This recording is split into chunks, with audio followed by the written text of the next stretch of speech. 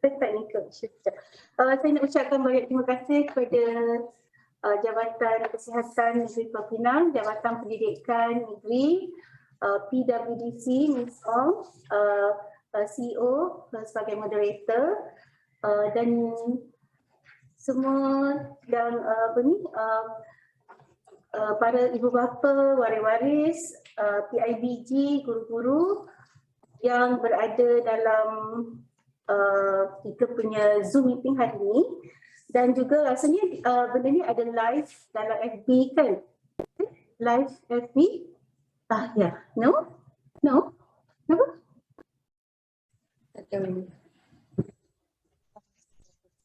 Okay. Ya, tak apa. So hari ni hari ni adalah sesi siri Ibu Urus yang kita buat untuk topik vaksinasi kanak-kanak 5 tahun hingga 11 tahun. Sebelum ni kita ada buat sesi Ibu Urus bersama dengan PWDC juga semasa vaksinasi yang pertama, kedua dulu, dan juga semasa kes-kes COVID yang tinggi. Jadi kali ni disebabkan kita baru memulakan di Pulau Pinang vaksinasi untuk kanak-kanak, dan saya rasa seperti yang kita buat sesi Ibu Urus yang dulu kita buat untuk daerah juga, setiap daerah, dan kita jemput pemimpin masyarakat di akar umbi, PKK, WK, dan juga rela minta masyarakat lah untuk join kan jika ada apa-apa persoalan yang nak ditanya.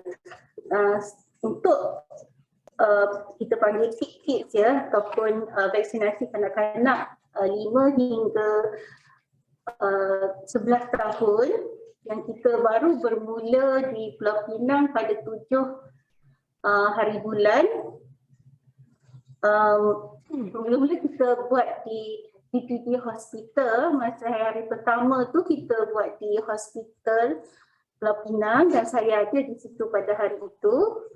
Masa tu ada juga kanak-kanak yang 5 tahun datang dan juga 10 tahun adik-beradik lah yang datang. Alhamdulillah so far tidak adalah aduan-aduan berkenaan dengan side effect. So setakat ini ya kita dah di Pulau Pinang 15,600 kanak-kanak umur 5 hingga 11 tahun yang telah mendapat vaksinasi, iaitu 10%.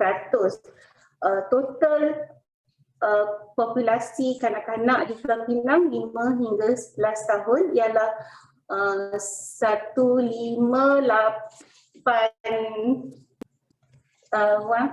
right? Something like that. Almost 15 tidak, okay, so kalau populasi exact figure ialah 155,600. So setakat ni 10%. Jadi dengan tidak membuang masa, saya nak pasang kepada moderator dan juga kita ada pakar konsultan pediatrician. Hari ini Dr. Farzana pun ada, ketua vaksin Pulau Pinang, dan lain-lain pakar-pakar untuk menjawab apa-apa persoalan dan untuk mendengar dari mereka sendiri. Jabatan Pendidikan pun ada kalau nak tanya isu-isu PPD di sekolah ke, apa-apa isu-isu yang para ibu bapa dan guru-guru dan waris nak tanya. Okay. Terima kasih kerana datang ke sesi hari ini.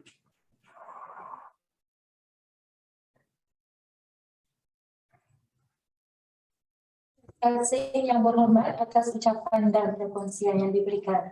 Sidang hadirin yang dihormati sekalian, adalah diimbaukan supaya semua termasuk golongan ibu bapa memberikan kerjasama bagi mengisi butiran di pautan Google Form di chat box yang disediakan sebelum kita meneruskan sesi debat urus kita pada petang ini. Kini tiba sudah ke saat yang ditunggu-tunggu, sesi perkongsian daripada pakar perubatan kanak-kanak yang dijemput pada kesempatan ini. Yang berbahagia Profesor Datuk Dr. Husin Imam Muhammad Ismail. Oleh itu saya serahkan majlis ini untuk dikendalikan kepada moderator majlis, Puan Ong Biling, dipersilakan. Terima kasih Puan Pengurusi Majlis, Puan Alia. Salam sejahtera kepada YB Dr. Nolila Arifin, Exco Agroteknologi dan Keselamatan Makanan, Pembangunan Luar Bandar dan Kesihatan. So pada hari ini memang kita bernasib baik juga lah ya, kira ya perempuan dan tuan-tuan. Dengan kita pada hari ini adalah kita ada konsultan ya, konsultan pediatrik ya, ini pakar pediatrik daripada universiti. Kita juga ada daripada Jabatan Kesihatan. So nanti saya akan jemput pakar pediatrik untuk memulakan taklimat. Lepas tu kita akan sambung dengan pegawai daripada Jabatan Kesihatan Negeri Pulau Pinang dan seterusnya. Saya akan juga menjemput dua perkongsian ya, puan-puan dan tuan-tuan, daripada ibu bapa ya yang ada kanak-kanak. So, lepas tu baru kita buka kepada soal jawab. Tapi semasa kita punya sesi ini, masa taklimat ke, tuan-tuan dan puan-puan bolehlah masukkan soalan dalam chat log. Okay? Boleh type soalan. Tak payah tunggu sampai ke akhir taklimat. Selepas kita dah habis dengar semua taklimat tu, tuan-tuan dan puan-puan, kita akan buka untuk soal jawab. Itulah yang paling penting ya. Saya rasa banyak soalan yang ada dalam pemikiran kita. Ada banyak yang kita nak tanyalah ya. So inilah masanya ya tuan-tuan dan puan-puan. So untuk memulakan taklimat ini, saya ingin menjemput Profesor Dr. Husin Imam Haji Muhammad Ismail. Beliau adalah seorang profesor daripada Jabatan Pediatrik RCSI UCD Malaysian Campus. So untuk itu saya jemput Prof untuk teruskan, Prof Husin. Prof, tolong unmute. Can you hear me? Yes. Yes. Yes. Yes. Yes, Prof, can hear you. Okay, thank you.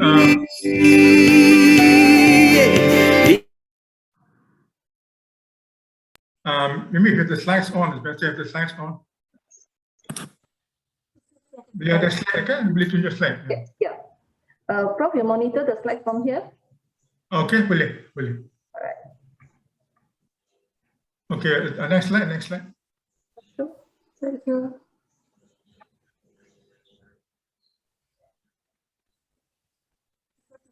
Okay, saudara pengurusi majlis, yang mulia Puan Moderator, Yang Berhormat Dr. Nolila Arifin, tuan-tuan dan puan sekalian, Assalamualaikum warahmatullahi wabarakatuh dan selamat datang. Terima kasih atas jemputanlah untuk saya untuk menyampaikan sedikit banyaklah maklumat tentang corona vaksin dan penyakit SARS-2-nya. Baik, coronavirus disease 2019 atau COVID-19 disebabkan oleh virus yang dipanggil Severe Acute Respiratory Syndrome Coronavirus 2. Ini dulu kalau tuan-tuan ingat about 20 years ago ada SARS-1 ya, SARS-1 yang juga melibatkan berpindah dari masa itu lebih di Hong Kong. Ini kira SARS-2. So virus ni pun dipanggil SARS-CoV-2. Kalau virus tu sama coronavirus. So istilahnya ini SARS-CoV-2. Ini adalah gambaran virus yang dari segi kartun of the virus. Yang mungkin penting tu ialah yang ini kan, boleh nampak arrow saya tu, this is the spike protein. Kerana memang spike protein itu penting bila kita bincang tentang vaksin. Kerana banyak vaksin itu mesasarkan spike protein. Next slide please. Baik, kita akan bincang mula-mula tentang gejala-gejala jangkitan COVID-19 di kalangan kanak-kanak. Lepas itu kita bincang tentang vaksin. Okay? So sebagaimana juga orang semua dewasa, ada 5 tahap ya, dari segi penglibatan virus ini dengan badan kita. Mula-mula kita tidak ada apa-apa gejala, hanya kita dikesan positif dan kita memeriksa body fluids lah, memeriksa daripada kerompong, daripada ILO kan positif. Kedua, kita ada gejala ringan tapi tidak radang paru-paru. Ketiga, bergejala mengalami radang paru-paru. Yang menjadi mula masalah berlaku lah. Ketiga, bergejala radang paru-paru yang memerlukan bantuan oksigen. Dan kelima, bergejala kritikal memerlukan rawatan intensif unit rawatan terapi. Saya rasa kita semua dah familiar dengan classification ini. Next slide. Baik. Sekarang kita tengok khas. Ini laporan yang diterbitkan pada bulan Mei. Awal-awal pandemik COVID ini pada bulan Mei, ada orang mengkaji 7,780 kes dari 26 negara. Hanya kes bawah 11 tahun sajalah, pediatric cases only. So dari kalangan kanak-kanak ini 19% tidak ada gejala. Yang 9% ada demam saja. 5% mengalami batuk, 32% ini penting 10% ada ground glass appearance pada X-ray chest, menunjukkan ada penglibatan paru-paru yang agak serius. 33% memerlukan rawatan di ICU, 0,1% meninggal, dan 0,14% ada tanda radang pelbagai organ, multi-system immune response. Ini adalah satu fenomena yang boleh dikatakan istimewa untuk kanak-kanak sajalah. It's a pediatric phenomenon. Jarang berlaku di dewasa orang yang lebih daripada umur 17 tahun. So ini satu perkara yang penting. Next slide. Next slide.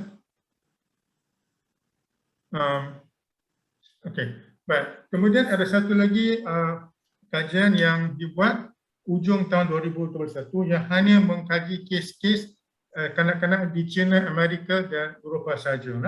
Ini ada 2,551 kes. Di sini 1/4 tidak ada bergejala. 6 yang lain tu 69% ada demam, 53% ada batuk, 22% ada ground glass appearance di chest X-ray. 16% ada ceret badan atau loya, 6% sakit kepala, 59% sesak nafas, 3% sakit paru-paru yang teruk, dan 3% kritikal yang memerlukan rawatan di ICU. Next slide. Next slide. Okay. Apa yang dimaksudkan? I think you have jump one slide ya. Betul. Okay. So, kita ni nak tengok apa yang maksudkan dengan ground glass appearance di chest X-ray. Yang ni adalah X-ray biasa dewasa, right? Yang ni X-ray di mana ada ground glass appearance, macam kaca tu kan? Ada ground glass appearance, hazy. Right? Kita pun bilangkan kalau ada macam ni dalam paru-paru akan ada kesan sampingan yang berpanjangan. Next slide. Next slide. Next slide. Boleh ubah slide?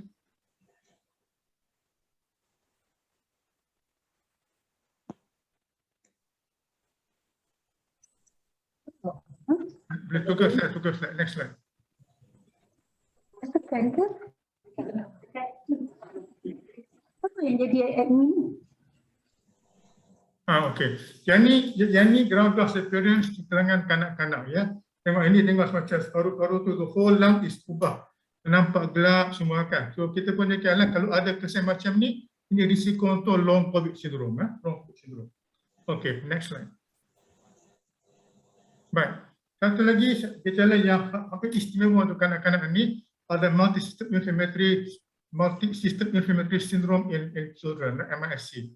Yang ini adalah multi-system, maksudnya radang itu melibatkan berbagai sistem, bukan sahaja paru-paru sahajalah. Okay? Dan ini biasa berlaku 2 hingga 6 minggu selepas jangkitan, maksudnya selepas didedahkan coronavirus, mungkin makan masa sikit untuk tindak balas dan sebagainya, melibatkan jantung, otak, saraf, buah pinggan, usus, kulit dan lain-lain. Okay? Kadarnya purata 1 bersetiap 3,000 kes. 1 bersetiap 3,000 kes ada risiko untuk mendapat complication ni lah, multi-system inferiority syndrome in children. Dan dari mereka yang mengalami masalah ni, ramai yang memerlukan rawatan ICU dan risiko kematian juga lebih tinggi di golongan ni. Next case. Baik. Ini adalah bahagian-bahagian badan yang mungkin terlibat ya. Ada mereka ada penglibatan saraf, maksudnya ada risiko dari segi masa depan akan mencerdaskan kecerdasan otak, kemudian untuk belajar dan sebagainya, penyakit sawan dan sebagainya, dan juga penyakit stroke ya, angin ahmad. Alright. Kemudian boleh melibatkan paru-paru, melibatkan jantung, melibatkan hati, buah pinggang, usus. Right? Dan ada mereka yang ada ruam kulit ya, dan ada yang bengkak kelanjar dan sebagainya. Hampir seluruh badan ya terlibat dalam masalah ini. Ini masalah autoimun di mana sistem imun badan menyerang ya bahagian badan ini bawa kepada kerosakan di berbagai organ. Next case. Next slide, sorry. Baik. Baik, yang itu maklumat luar negara. Masalah di Malaysia ya. Kalau ikut data di Kementerian Kesihatan, dari bulan Julai sehingga Disember 2021 terdapat 278,383 kes di kalangan kanak-kanak bawah umur 12 tahun di Malaysia. Dari ini 63 telah meninggal. Maksudnya satu daripada 4,400 kanak-kanak yang mendapat penyakit ini meninggal. 100 dari mereka maksudnya daripada setiap 2,700 telah mengalami sindrom tersebut tadi, multi-system inferiority syndrome in childhood. Next slide. Next slide.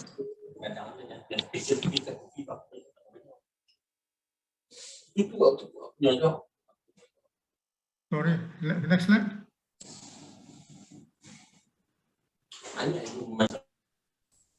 No, I think you Pada editing sikit. pada screen, dia kena touch the screen.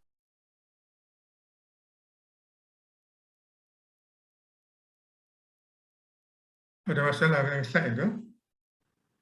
Okey. Okey. Baik. Ini satu lagi komplikasi jangka masa panjang ya. Ini sindrom post-COVID. Post-COVID ini di mana 10% dari kanak-kanak yang ada gejala ini dia ada jangka masa panjang. Boleh berlaku untuk minggu-minggu dan mungkin untuk berbulan-bulan lah.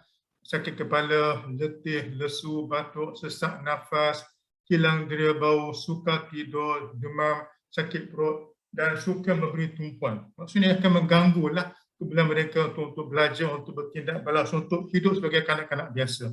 Ini mungkin melibatkan 10% dari kanak-kanak yang dijangkiti COVID-19.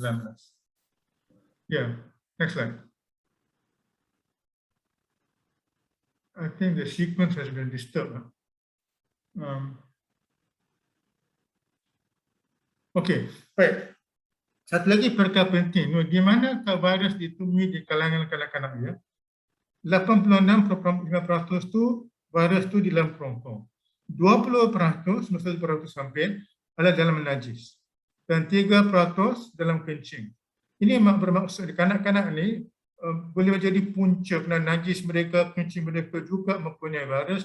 Ini boleh menjadi punca untuk virus ini merebak ke orang-orang lain di sekitar mereka lah.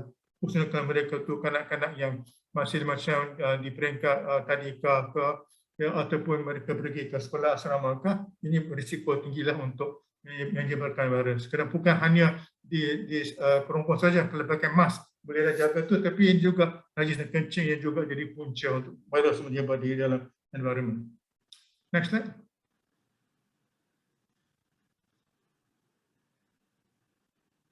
Baik. Mengambil kira semua perkara berikut ya. Jumlah kes kematian di kalangan kanak-kanak yang meningkat, kemungkinan sindrom post-COVID yang boleh menjejaskan kesihatan kanak-kanak terlibat dan jangka masa panjang, pengalaman pemberian vaksin COVID-19 di negara lain yang terbukti berkesan serta selamat. So, Kementerian Kesihatan telah membuat keputusan untuk memberi vaksin COVID-19 ke semua kanak-kanak dari umur 5 sehingga 11 tahun mulai daripada 3 hari bulan Februari tahun ni. Ya. Next slide. Baik. Apakah vaksin yang dipilih oleh KKM? KKM telah memilih vaksin COVID-19 Comirnaty Pfizer-BioNTech. Ya. Dan itulah vaksin yang ada formulasi khas untuk kanak-kanak dan vaksin yang paling banyak ada pengalaman dan pendedahan di luar negara. Tidak banyak maklumat mana data terhadap vaksin ini yang kita tahu vaksin ini selamat dan juga berkesan. Next slide. Baik. Yang ni adalah vaksin, maksud dengan vaksin yang khas. Ya. Yang purple ni, yang ni adalah vaksin untuk 12 tahun ke atas. Maksudnya 12 tahun ke dewasa lah. Dan dosnya ialah 30 mikrogram. Ya. Untuk kanak-kanak, warna dia lain sikit, orange macam ni. Dan hanya 10 mikrogram saja, 1/3 dos yang diberi ke orang dewasa, diberi ke kanak-kanak. Alright? Dosisnya sama-sama lah, the actual injection volume is the same. But dos, ya, 1/3, yang penting. Next slide. Baik, yang ni yang saya nak bincang, yang sebenarnya ni boleh jadi yang penting masa kita bincang tentang vaksin ni, ada dari segi keselamatan vaksin ni. Ya. Baik, di Amerika Syarikat hampir 87 juta dos vaksin Pfizer telah diberi ke kanak-kanak umur 5 sehingga 11 tahun. Ini sehingga bulan Disember, report ini sebelum Disember, dan ini report yang daripada CDC Amerika, report sampai bulan Disember, mereka telah beri 8.7 juta dos lah. Alright. Dalam kajian yang semua mereka ni dipantau, dalam pantauan mereka ni daripada 8.7 juta dos vaksin, hanya ada 4,249 laporan kesan sampingan sahaja. Okey, ini penting ya. Hampir 9 juta yang ada kesan sampingan, 4,000 lebih saja. Daripada 4,000 lebih ni, 98%, iaitu 4,149 adalah kesan ringan seperti sakit, bengkak dan kemerahan di tempat suntikan. Bagi 2% mengalami kesan serius seperti demam, muntah dan sakit dada. Next slide. Baik, satu isu yang dibangkitkan kalangan orang ramai ialah isu myocarditis disebabkan oleh vaksin. Dari kita kata ada 100 kes atau 2% daripada kesan sampingan adalah melibatkan myocarditis.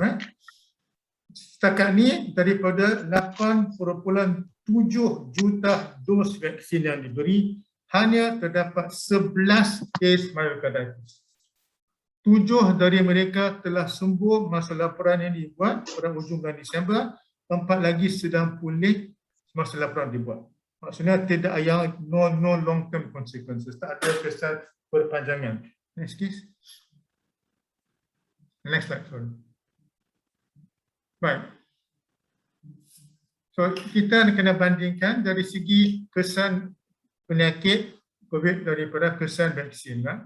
11 dari 280 juta penerima vaksin mengalami radang jantung. Di Malaysia, 1 daripada 4,400 kanak-kanak yang mendapati COVID-19 meninggal. Ini data di Malaysia setakat ini.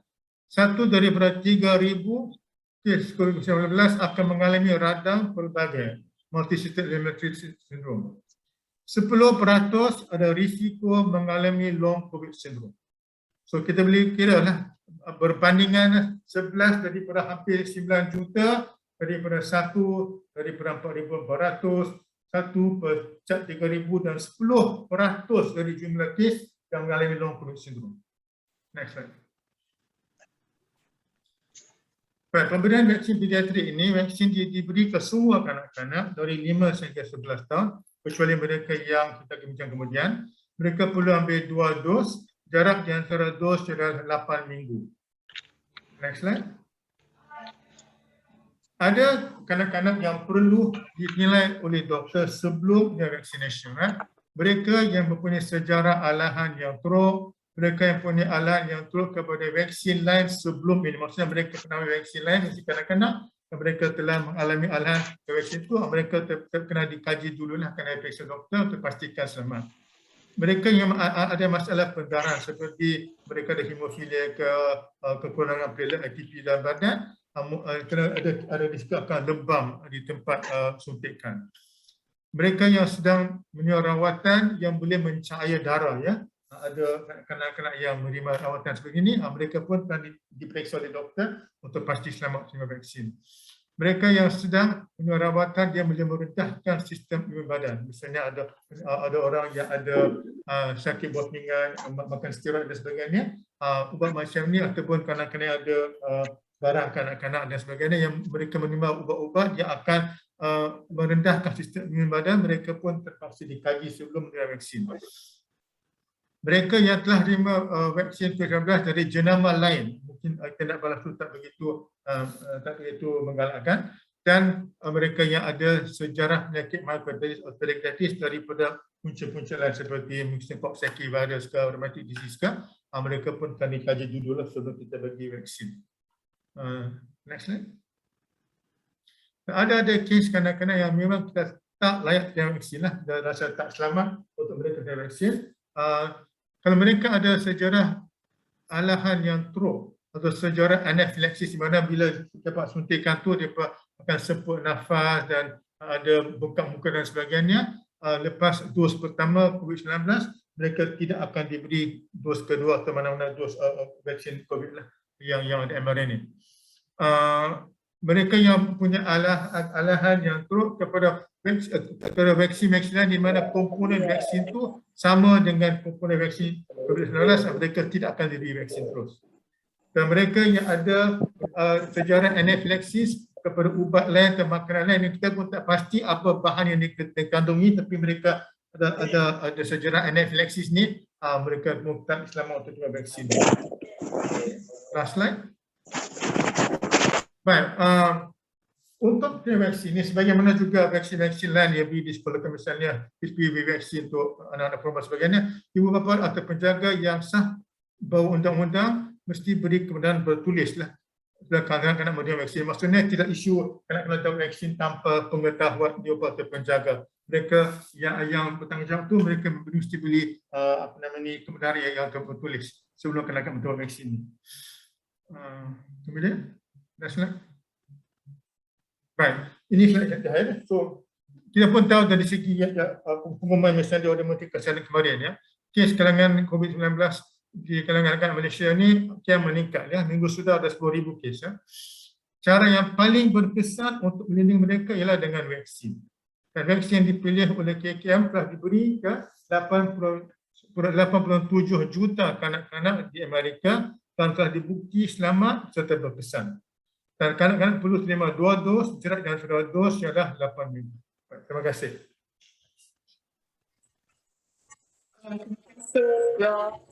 Banyak yang kita dah belajar pada taklimat Prof, ya. Yang saya pun ada sedikit terkejut juga lah, ya Prof. Setakat ini kita ada 278,000 ya kanak-kanak yang dijangkiti COVID-19. Itu satu. Daripada jumlah itu ada 63 yang telah meninggal dunia. So memang sedih lah yang untuk kanak-kanak. Tapi yang saya lagi terperanjat tu baru ditemui di kalangan kanak-kanak 20.9% tu di dalam najis. Ya? Ya. Memang dan 3.7 tu dalam kencing. Maksudnya kanak-kanak bila dia punya chances of transmission tu lagi tinggi lah sebab dia dijumpai, ya, dalam najis dengan kencing, ya, air kencing tu. That is something that parents kan kena, ibu bapa ya, jaga-jaga, ya, masa anak-anak kita tu berinteraksi dengan anak-anak lain, ya. Dan of course laporan daripada CDC daripada Amerika tu ada buat kajian dan kita dapati hanya 0.04% saja ada kesan sampingan daripada vaksin. Itu satu data yang penting juga, ya, untuk kanak-kanak, dan daripada situ tu 98% tu kesan ringan saja. So it is even less lah dari segi dia punya kesan sampingan itu.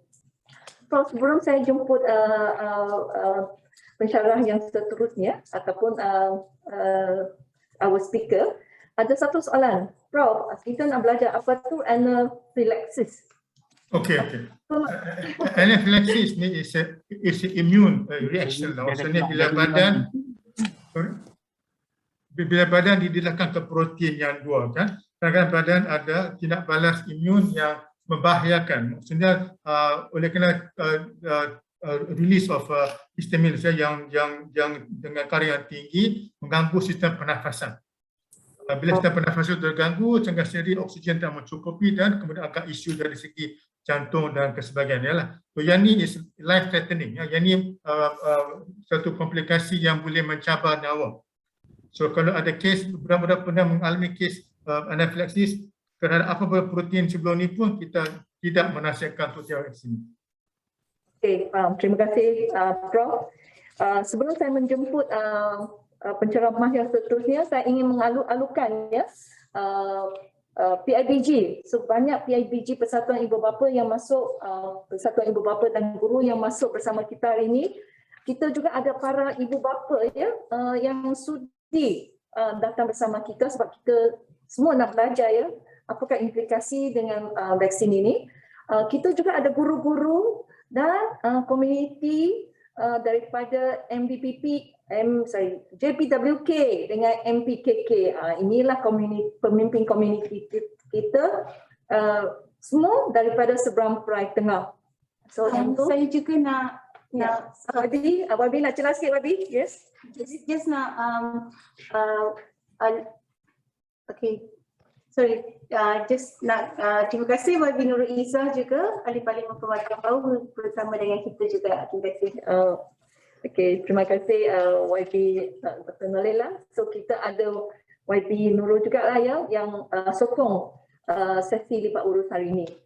Okay, so seterusnya kita ingin menjemput Dr. Fazana binti Adab daripada Jabatan Kesihatan Negeri Pulau Pinang yang akan bagi kita overall ya apa yang berlaku dan untuk daerah SPT itu apakah dia punya kadar dan apakah dia punya cabaran-cabaran yang mungkin perlukan sokongan daripada tuan-tuan dan puan-puan.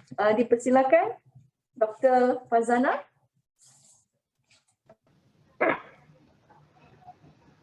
Terima kasih Puan Moderator, Puan Ong. Terima kasih kepada pejabat YB, kepada YB Dr. Nolela, YB, semua tuan puan-puan yang hadir. Saya Assalamualaikum warahmatullahi wabarakatuh.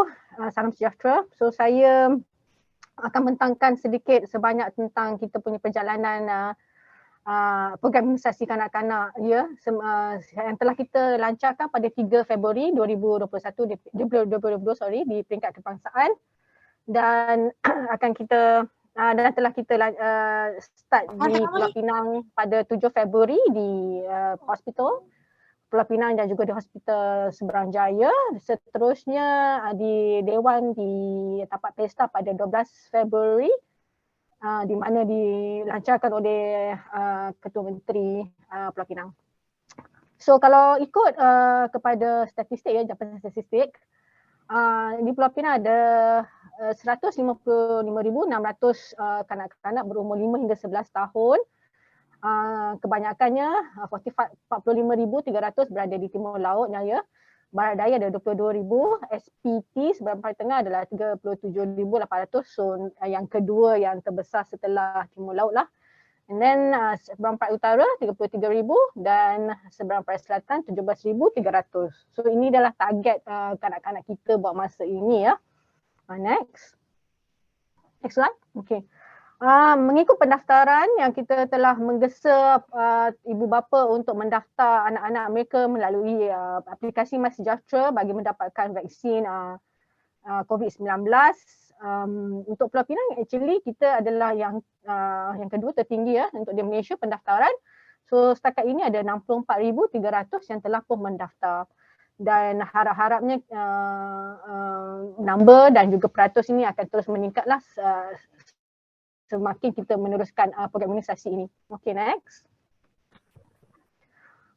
Sehingga semalam ya 17 Februari 2022, lebih kurang 10% telah pun menerima, iaitu 15,000 telah menerima suntikan vaksin. Okey. Dan jika kita lihat Pulau Pinang di tangka yang ke-5 lah lebih kurang ya untuk seluruh Malaysia. Di mana umur 9 tahun paling 10 tahun paling tinggi dia punya peratus, iaitu 14.3% telah menerima suntikan vaksin COVID-19. Keseluruhannya adalah 10%. Okay, next. Next slide.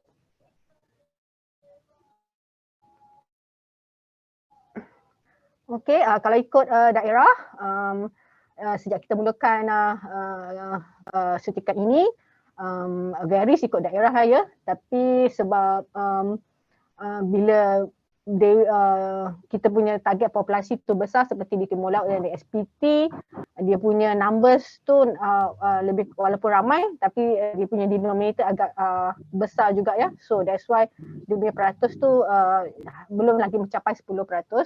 Namun kita lihat di SPT dah 9.2%, yang kita risau sikit di SPU di mana hanya 5.6%. So kita perlu meningkatkan di SPU. Di semua daerah perlu dipertingkatkan, tapi kita akan cuba pertingkatkan di SPU jugalah. Okay.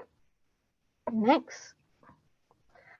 So untuk pemberian vaksin kita seperti sebelum ni, di mana untuk dewasa dan juga untuk remaja, kita ada dewan yang ini kita terpaksa buat khas sebab sekarang ni kita sedang bersuntikan untuk booster. So kita tak nak ada percampuran antara suntikan orang dewasa dan juga kanak-kanak. So kita asingkan mereka di 5 PPV ini, iaitu di Tapak Pesta, kalau di Barat Daya, Sunshine Bayang Baru, di Seberang Peraya Tengah, memang saya rasa semua tuan-tuan dan puan-puan tahulah kita berada di Tapak Expo. SPU di Sunshine Bertam dan di Seberang Persatuan di Dewan MPP KK Bandar Kasia. Okay, so ini sedang berlangsung lah. Untuk pelaksanaan PICK Kids ini juga, kita di samping kita memberi list sekolah-sekolah di dewan-dewan, kita juga pergi kepada sekolah-sekolah yang mungkin kita rasa jauh sikit daripada dewan yang kita telah sediakan ya. So kita ada 2 pelaksanaan yang besar lah, maknanya kita pergi bagi listing sekolah kepada dewan dan juga kita pergi kepada sekolah supaya sekolah-sekolah yang berdekatan boleh kita beri suntikan. So untuk di dewan offsite yang kita panggil tadi, 5 dewan yang sebelum tadi yang saya nyatakan, kita dah cover lebih kurang 42 sekolah. Kalau di SPT lebih kurang 5 sekolah lah sehingga hari ini. SPT sebab kita sekolah dia agak besar yang kita letak di dewannya, so satu sekolah boleh untuk satu site sajalah lebih kurang ya. Macam SPU dia punya konsen dia tak berapa tinggi, so that's why kita boleh letak 2 sekolah dalam satu masa. Dan juga untuk bilangan yang kita telah buat outreach, iaitu kita buat di sekolah sendiri. Di SPT kita telah buat di SK macam bubuk 2, di mana kita telah involvekan lebih kurang 10 sekolah yang berdekatan bersama-sama untuk diberi suntikan vaksin. So kalau kita lihat di sini, kita menggunakan pelbagai cara lah untuk meningkatkan pemberian vaksin. Either antara pergi ke dewan ataupun juga sekolah, di sekolah kita akan set up. Okay. Next. So saya rasa untuk slide-slide seterusnya kebanyakannya telah pun Prof. Dato' Dr. Hussein Imam telah nyatakan. Okay. So basically untuk melindungi kanak-kanak daripada jangkitan yang lebih serius, jangkitan COVID-19 yang lebih serius dan juga komplikasi jangkitan COVID-19. Okay, next. Next. Next slide seterusnya, Rosetia.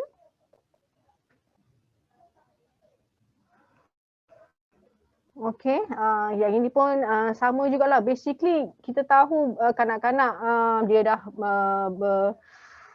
kanak-kanak dia akan berinteraksi, dan dia suka nak jaga SOP dan that's why bila ada perlindungan yang ditawarkan ni, vaksinasi, kita memang menggesa untuk seramai mungkin mengambil vaksinasi tersebut. So besides Malaysia yang telah memulakan vaksin ni, Amerika Syarikat, Kanada, Australia, Singapura lah yang paling terdekat dengan kita ya. So dengan penularan varian Omicron yang amat cepat ni, so kita pun juga akan cuba memvaksinasi seramai mungkin penduduk untuk mendapatkan booster dan juga kanak-kanak. Okay. Yang ini pun saya rasa kita akan cover semua ya. Untuk golongan kurang upaya, kanak-kanak kurang upaya ya. Mereka yang bukan warga negara juga kita telah mengadakan engagement dengan UNHCR. Kita dah identify guru besar dan juga sekolah-sekolah yang menempatkan kanak-kanak bukan warga negara yang kita boleh sungkit jugalah. Okey, seterusnya. Next. Okey, yang ini juga saya rasa Prof telah nyatakan di mana kalau yang tidak layak tu adalah segelintir sahaja di mana mereka yang ada reaksi teruk ataupun sejarah anafilaksis ya, di mana kita tak tahu apakah bahannya ya, dan mendapat reaksi yang teruk. So dia punya kontraindikasi untuk mendapatkan vaksin adalah amatlah sedikit ya. Okay, next. Yang paling penting untuk vaksin COVID-19 ni adalah dia punya dos adalah hanya 1/3. Okay, daripada adult dose. Itu yang kami perlu nyatakan. Okay, daripada 1/3 daripada adult dose. Daripada yang kita berikan kepada umur 12 tahun ke atas, dan dia jarak dia adalah 8 minggu ya, bukannya sebelum ni kalau adult ataupun remaja 3 minggu, yang ini 8 minggu. Okay, next. Next slide.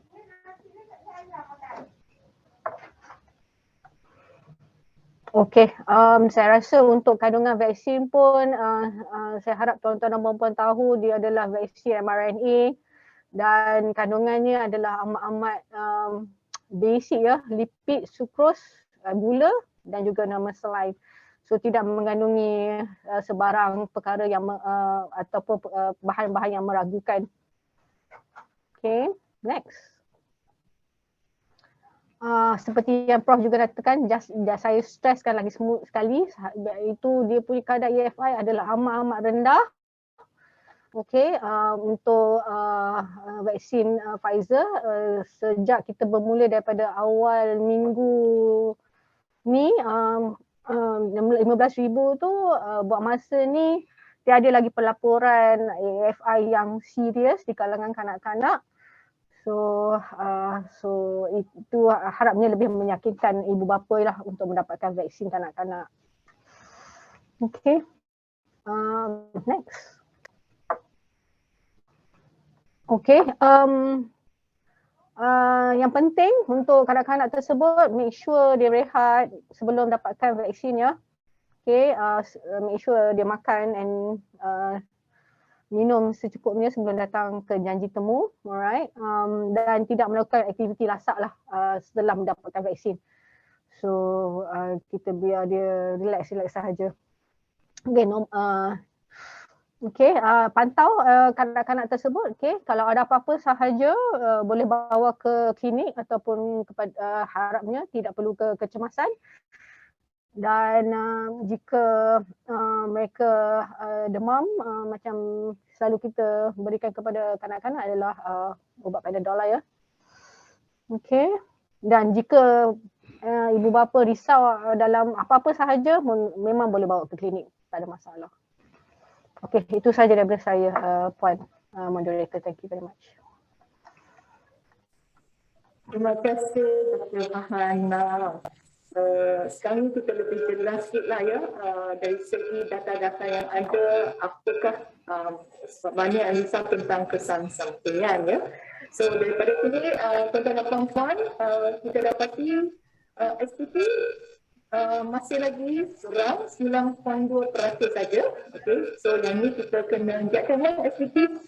Dan kedua, kita dapati memang dah disediakan punya PPD untuk peak kids ini. Okay, untuk SPP dekat tapak expo ya, tuan-tuan dan puan-puan. Dan memang ya, anak-anak kita tu dos dia bukan macam dos dewasa lah. Macam Dr. Farzana kata tadi tu, 1/3 saja ya, doktor, daripada orang dewasa. Ya. So dan dia menggunakan teknologi yang lain sikit lah sebab dia bukan masukkan virus, dia guna mRNA ya. Okay. So saya dapati tuan-tuan puan-puan, terima kasih banyak soalan dah masuk dalam chat log. Teruskan ya. Tapi sebelum kita pergi ke sesi soal jawab, mungkin saya ingin menjemput dua orang ya, ibu, Dr. Teo Yen Lien yang dia berfungsi ya, sebab Dr. Teo adalah seorang pediatrician. Dia ada 3 anak ya, satu umur 7, satu umur 4 dan satu lagi 10 bulan baru saja ini ya. Dan seorang daripada anak dia sudah dah dapat vaksin baru saja 7 hari bulan. Mungkin kita boleh dengar sikit perkongsian daripada Dr. Teo. Dr. Teo, to you.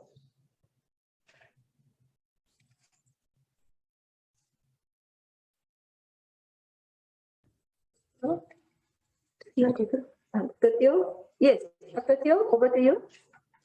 Boleh buat sikit perkongsian pengalaman sebagai seorang ibu ya, macam mana ya, apa keputusan, apa nak buat ke, tak nak buat ke, apa yang terlintas dalam fikiran doktor. Doktor seorang pediatri ya. Doktor tak dengar lah doktor. Boleh dengar suara saya? Okey, sekarang boleh. Okey, sekarang boleh. Okey. So, saya sebenarnya kerja di Hospital Pulau Pinang, tetapi saya beri pengalaman saya ini dari sudut seorang ibu lah, ya. Walaupun saya kerja di hospital. So anak saya umur 7 tahun, dia seorang sahaja buat masa ini yang untuk terima vaksin COVID 7 hari bulan lalu. Dan nasib baik tak ada apa-apa side effect lah terhadap vaksin ini.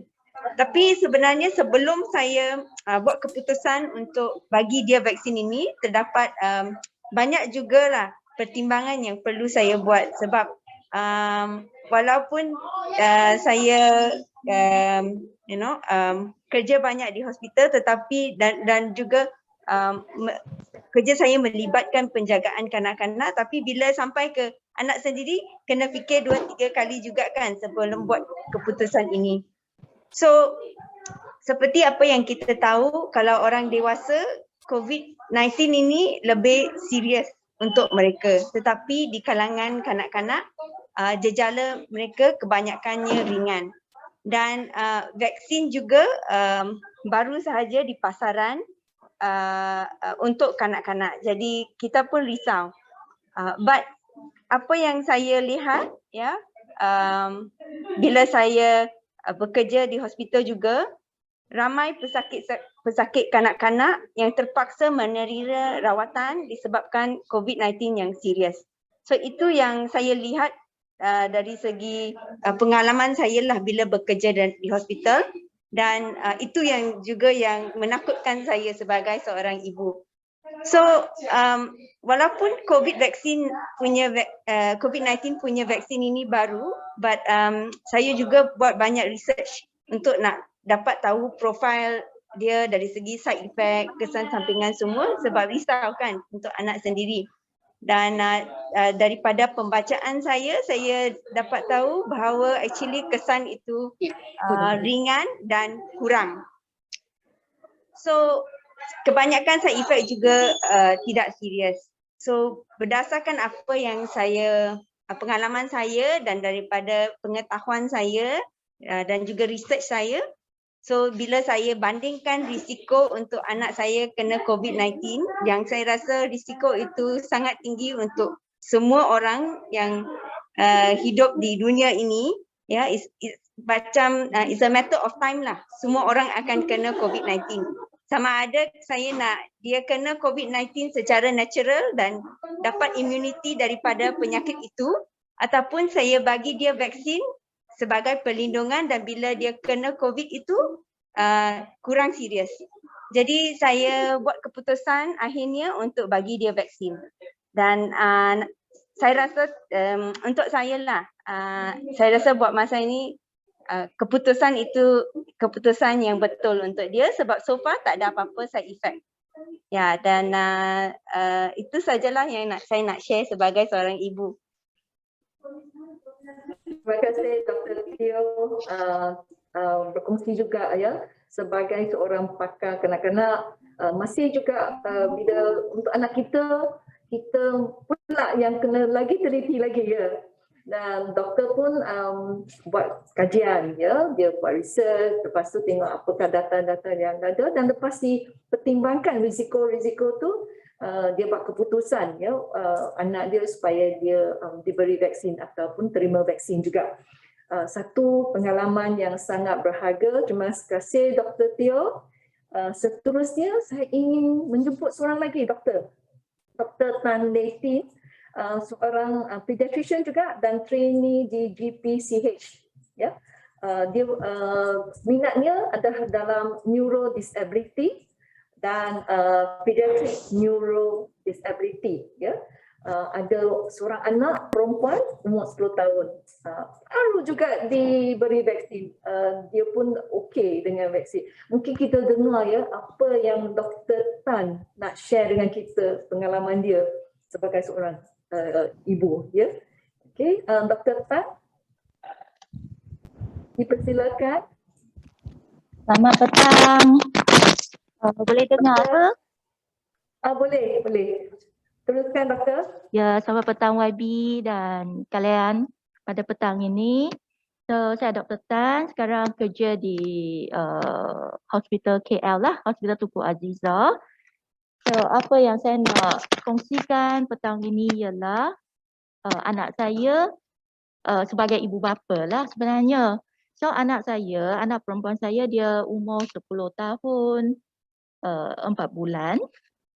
Telah menerima vaksin pada 7 hari bulan Februari ini.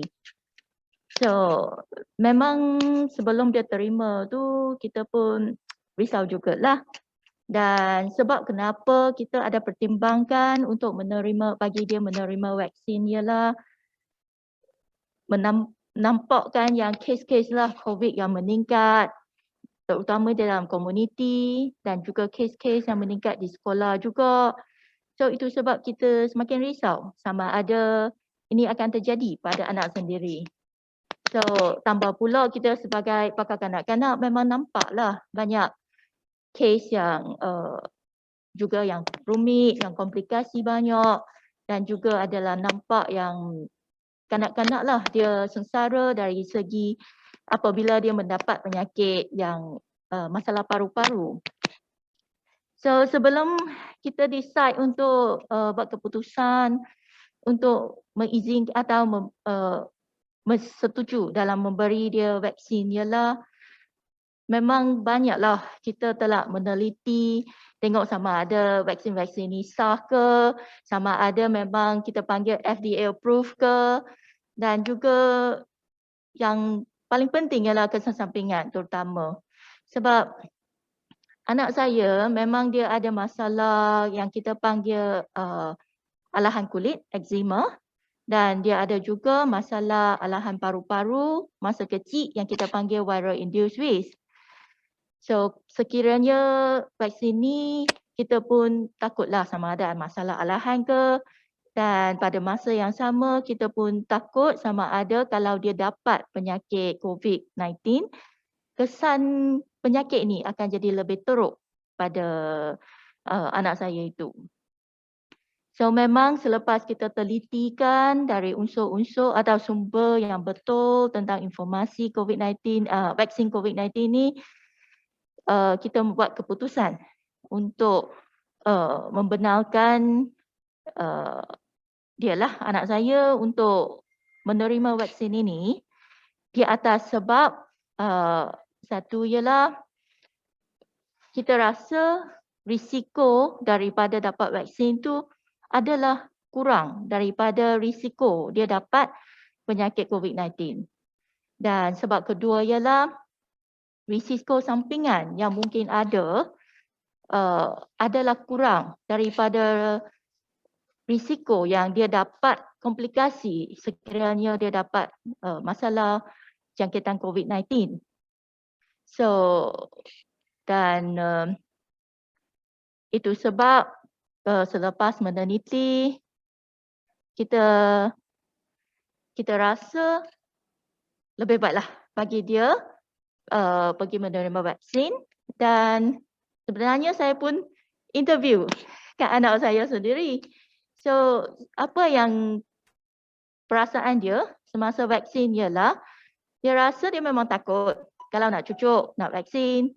So kita pun kena explain lah apa yang akan berlaku. Dan selepas bawa dia nampaklah yang pusat vaksin tu dia pun rasa lega sikit. Sebab tempat tu bukan yang tempat yang macam hospital yang menakutkan. Dan nampaklah yang para doktor, jururawat memang murah hati. Itu sebab dia pun semakin boleh melegakan dia punya, kita cakap, gelisah dia. Dan lepas vaksin, dia rasa hanya sakit sedikit pada tempat cucuk dan untuk beberapa minit saja, masa cucuk aja.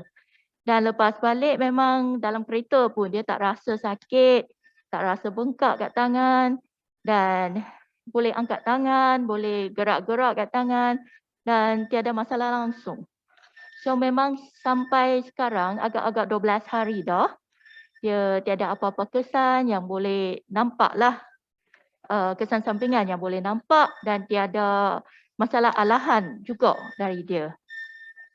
So itu yang saya nak sharing lah, nak dengan semua dan kita memang tak menyesak lah bagi dia cucuk vaksin COVID-19. Ya, terima kasih. Terima kasih Dr. Tan. Dr. Tan juga sama ya. Saya rasa itulah yang risau untuk ibu bapa ya. Satu tu dari segi risiko ya, macam mana apa yang akan berlaku. So doktor pun dah ada buat kajiannya dan lepas tengok risiko dari segi kesan sampingan dan jika kena tanpa vaksin apa dia punya kesan. So doktor pun dah buat keputusan.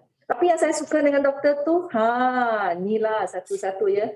Kita dah buat keputusan, lepas tu jika boleh itu ya, pergi sekali dengan anak raya sebab anak pun takut. Ini nak cucuk apa ni dengan jarum lah, dengan apa kan. Lepas tu apa yang dia dengar dekat luar tu mungkin berlainan ya.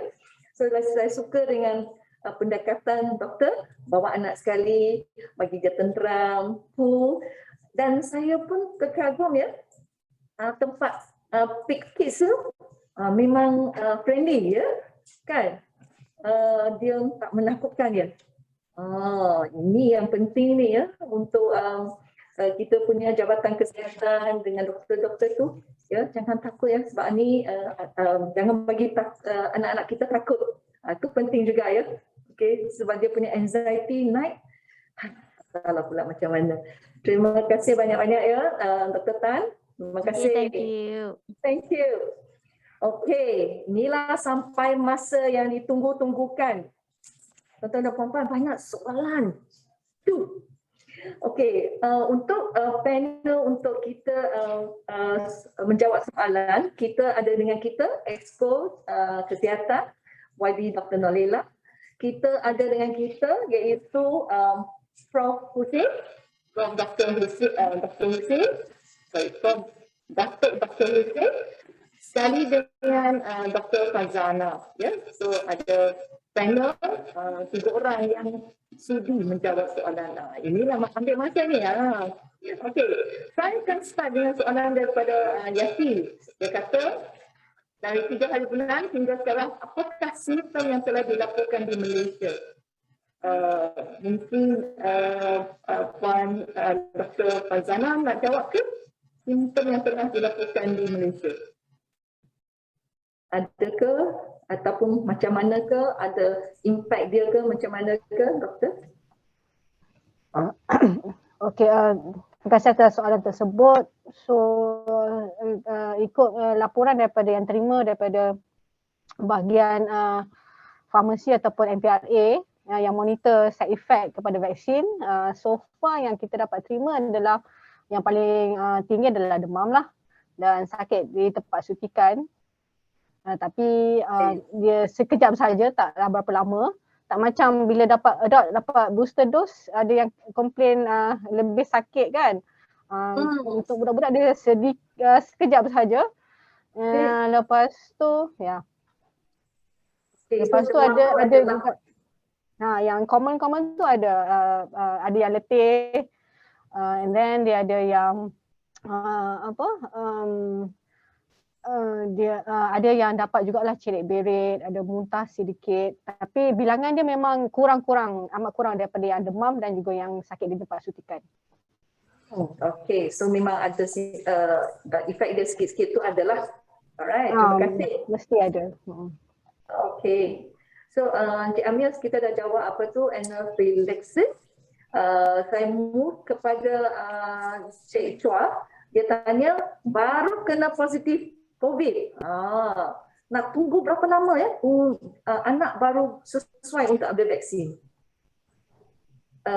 Mungkin Dr. Hussein, pakar kanak-kanak, boleh bagi nasihat?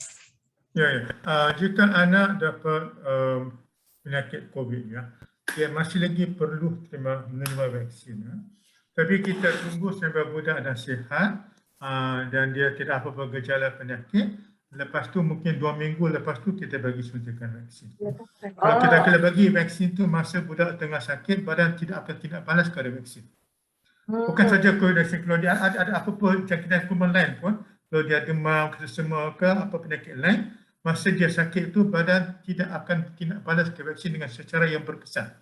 So elok tunggu dia elok, dia sihat, lepas tu 2-3 minggu kemudian kita ambil vaksin. Okay, so berapa lama? 3 minggu. 3 minggu ya. Tapi janji dia sudah sihat lah. Okay, lepas simptom, tak ada demam, tak ada sakit apa-apa tu, 3 minggu baru kita bagi vaksin ya, doktor. Alright, terima kasih ya Prof. Dan daripada Cik Philip, dia tanya setengah kanak-kanak ambil vaksin tetapi tidak tahu telah dijangkiti COVID. Adakah ia boleh membawa bahaya kepada kanak-kanak?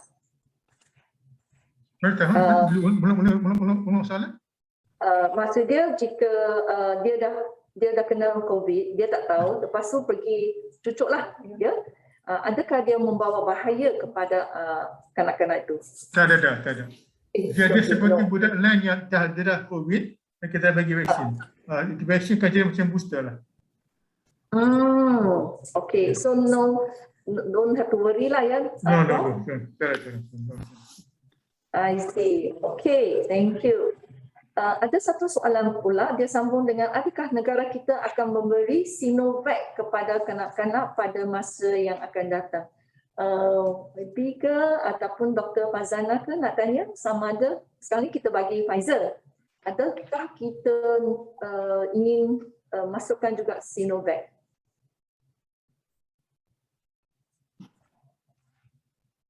Dr. Fazana? Is there any plan? Okay. Bila kita dah dapat jawapan, mungkin kita akan datang baliklah kepada soalan ini ya. Tapi setakat ni masih Pfizer lagi ya. Setakat ni kementerian memang ada Pfizer ya untuk kanak-kanak sebab dia guna teknologi yang lain. Dia guna mRNA ya, teknologi dia lain sikit. Saya sambung soalan daripada Cik Amir. Dia kata hingga hari ini kita perlu tunggu appointment vaksinasi di MySejahtera ataupun boleh walk in di PPV kit, PIK kit sini yang telah dinyatakan. Wadi mungkin nak jawab, bolehkah dia just walk in? I think ask Dr. Fazana tu. Oh, okay. Okey, Dr. Fazana mungkin boleh jawab sebab Jabatan Kesihatan mungkin ada macam mana dia boleh administer. Dr. Fazana drop Oh, Dr. Fazana drop. Okey, kita akan tunggu dia mai balik. Kita teruskan dengan Can I just answer? Sure. Abi. Okay, kalau untuk Sorry. Dr. Fazana, is it? So dia Hello? Ya, dengar. Okay, Dr. Fazana, can we put her on Boleh screen? dengar? Okay, sorry. Boleh dengar. Tadi sorry. So untuk buat masa ni kita punya di PPV adalah untuk di dewan-dewan kita memberi ikut sekolah. So kecuali kalau mereka adalah tidak bersama di sekolah kerajaan, kita boleh mengambil nama lah supaya kita akan memberi appointment ikut MySejahtera. So sebab kita tak nak crowded di dewan ya. So that's why untuk buat masa ni memang kita ikut sekolah yang diberikan oleh JPN ataupun PPD. Dan jika mahu mendapatkan vaksin terlebih awal boleh berdaftar di dewan tersebut untuk sebagai senarai, kita panggil senarai backup lah. Kalau kebetulan dewan pada hari itu tidak penuh, mereka boleh menerima untuk mendapatkan vaksin. Okay, terima kasih Dr. Fazana. Yang satu lagi soalan. Just to add. Ya, sure. Okay. Untuk kalau di kawasan kita lah ada kanak-kanak yang Rohingya ke, pelarian ke, sebab actually program vaksinasi ni untuk semua ya. Jadinya kalau yang saya tahu kita ada 6 sekolah-sekolah untuk pelarian dan jika ada mereka-mereka yang kalau tahu di kampung-kampung kita ada anak-anak yang tidak mendapat vaksinasi ke, boleh bagi senarai nama dan saya pun dah telah meeting dengan UNHCR berkenaan dengan perkara ini lah. Mereka boleh dicucuk di 6 sekolah untuk khas untuk pelarian. So sekolah tu ada about 800 lebih kanak-kanak, tapi jumlah kanak-kanak sebenarnya adalah 2,000 lebih. Jadi mereka boleh dicucuk di situ. Seperti yang saya juga ada bincang dengan mereka-mereka yang buka PPV PIK Kids tu, kadang-kadang sebab bila dia buka val tu dia kena ada 10 orang kan, ada setengah-setengah tu orang tu tak datang. Jadi dia boleh call dulu PPV, boleh dapat phone number selalunya dekat Protect Health punya website ke. Sebagai contohnya kalau kat Tapah Expo Menara, klinik Menara, I think klinik Menara. Jadi boleh call dia orang so that kalau kita dia boleh call balik lah kalau ada siapa yang tak datang, tak cukup 10 orang tu, dia boleh call balik kata oh ada kekosongan dan boleh datang pukul berapa-berapa gitu. Okey, terima kasih Wadi. So maksud dia jika nak tu daftar ya, jangan walk in saja. Sebab kita nak jaga keselamatan anak-anak kita jugalah ya. So kita tak nak ramai yang terlumpur dekat situ ya. Dr. Fazana, ada satu lagi soalan tentang sekarang ni kita pakai Pfizer. Ada tak negara kita ingin menggunakan ataupun memberi ya Sinovac? Ada tak perancangan macam tu? Buat masa ni Puan moderator memang tiada. So far yang memang telah di approve oleh Technical Working Group ataupun ahli jawatan kuasa jaminan vaksin adalah vaksin Pfizer untuk kanak-kanak. Kerana data yang telah diberikan oleh syarikat Pfizer adalah lebih menyeluruh buat masa ini bagi data klinikal kanak-kanak untuk vaksin COVID-19. Terima kasih Dr. Fazana. So yang tu akan jawab juga ya soalan daripada Rarom ya. yang tanya mengapa orang dewasa diberi pilihan, tapi kanak-kanak memang kita tahu setakat ini hanya ada Pfizer, ya. Okey, saya move pada Cik Andy, kenapa dari awal kanak-kanak tidak diberi vaksin, tapi baru-baru ini kerajaan menggalakkan pemberian vaksin. Mungkin yang ni Dr. Fazana ke boleh jawab mengapa baru-baru ni baru kita masuk kepada anak-anak. So, Mungkin saya kerana boleh jawab. yes, Apa? Datuk. Ya, sebenarnya kita menunggu maklumat dari luar negara. Kerana untuk beri vaksin ke kanak-kanak ni, satu dos yang ada baru saja diwujudkan. Maksudnya kita ada dos 1/3 daripada dos dewasa. Dan pada peringkat awal vaksin digunakan, mereka sasarkan orang tua kerana mereka tu lebih tinggi risiko untuk meninggal dan sebagainya. Kemudian bila orang tua disasarkan, di come down age kan, lepas tu bila nak bagi kanak-kanak tu dia terpaksa buat vaksin baru. Kerana dos vaksin baru ni 1/3 daripada dos dewasa. Dan lepas vaksin ini digunakan di luar negara, kita dapat maklumat, kita meyakin kata vaksin untuk kanak-kanak ni selamat dan berkesan, baru kita perkenalkan di Malaysia. So, kena ada proses lah, kena proses. Dari segi wujudnya vaksin ni pun lewat daripada vaksin-vaksin lain untuk dewasa. Dan lepas tu kita tengok dia digunakan secara meluas di luar negara lain, baru kita masuk ke negara kita. So kita yakin kita selamat. Kita tak diadakan masalah. Okey, so memang ikut priority jugalah ya, Prof ya. Terima kasih. Ada satu soalan daripada Cik Wi ST ya, dia tanya adakah vaksin yang diberi di bawah ini di bawah emergency use authorization ataupun sudah diluluskan? Yang tu mungkin Dr. Fazana ke ataupun Wadi ke nak jawab. Is it under the emergency use authorization? Datuk pun boleh jawab. Okey, macam ni kan, the majority of vaccines untuk COVID-19 ni is not standard approval. Biasa untuk vaksin, kita akan tunggu kajian untuk bertahun-tahun baru kita buat keputusan untuk bagi vaksin. Oleh kerana ini pandemik, ini kerana ada berjuta-juta orang yang telah meninggal, kita terpaksa percepatkan proses approval. Tu bila FDA di Amerika, CDC di Amerika, mereka tengok proses, mereka take risk benefit ratio, jadi emergency approval lah. Because we cannot wait for years before we get approval. Because millions are dying now. So this is why the proses untuk lulusan vaksin COVID-19 ni proses baru. Sebelum ni vaksin-vaksin digunakan sebelum macam vaksin untuk campak ke, vaksin untuk HPV ke apa, kita approve lepas bertahun-tahun ada maklumat. Untuk pandemik ni kita tak boleh tunggu proses bertahun-tahun lah. So kita tengok kajian yang ada, kita yakin berkesan, kita yakin selamat, kita luluskan. Lepas tu kita buat post-marketing surveillance. Namun setakat ni post-marketing surveillance is reassuring lah. Lepas tengok macam di Amerika kita bagi hampir 9 juta dos dan selamat. So ini meyakinkan kita masukkan, kita gunakan di sini. So, did we use then the emergency use authorization? That is actually the question. Yes. All COVID-19 vaccines, all of them are emergency use authorizations. All of them, including Sinovac, all of them. Yeah.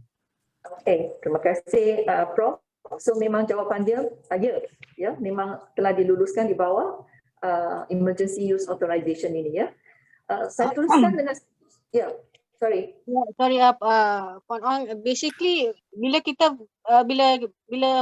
mention emergency, tidak bermakna kita tidak membuat ikut step yang clinical fasa klinikal ya, fasa 1, fasa 2, fasa 3. Semua step tu kita buat, cuma kita percepatkan.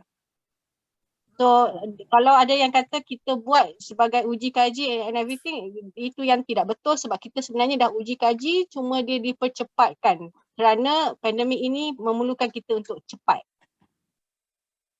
So, maksudnya dipercepatkan tu dari segi macam mana ya? Maksudnya adakah kita kalau kadang-kadang kita perlu ambil masa yang lama macam Datuk katakan tadi, tapi sekarang ni kita percepatkan proses-prosesnya berikut supaya dia akan kita dapat memberikannya dengan keadaan selamat, dan tapi kita tidak